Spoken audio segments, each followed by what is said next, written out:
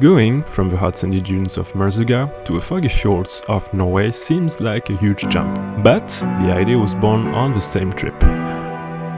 So when I was boiling on my motorcycle under the Moroccan sun, a new trip started to take root.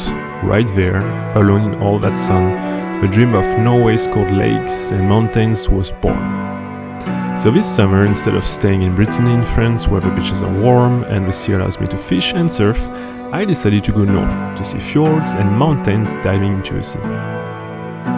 Norway is a land of upturned light, where the summer sun forgets to set and forests hang in midair. But apart from the landscape, you can pitch your tent pretty much anywhere you want, like at the foot of a waterfall without anyone to disturb you. And the second nice thing is that it's allowed to spearfish anywhere. Spearfishing is a big passion of mine, and it allowed me to actually be pretty autonomous during the trip. So I strapped my backpack to the back of a Triumph Scrambler 900, threw my spare gun over the exhaust pipe and set off.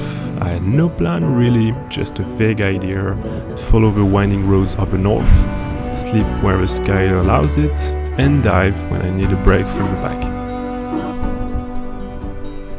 Again, for this trip I choose to bivouac. No gas stove, not even a lighter. And each evening brought the same quiet ritual: search for a patch of flat, dry and sheltered earth. When you bivouac, the tent becomes a tiny kingdom, beaten by wind. And the ultimate luxury is a firm ground, a clear sky, and the low murmur of a nearby stream to lull you to sleep.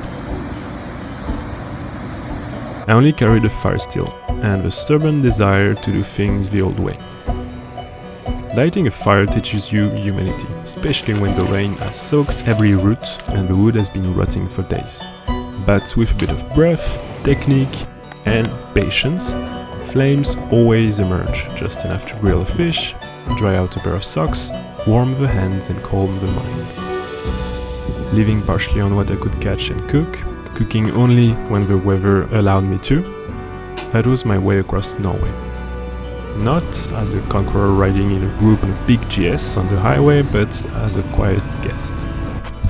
No hotel reservations, no endless search for a parking space, just the vastness of the forest and the freedom to lie down in it. And in Norway, this freedom feels limitless.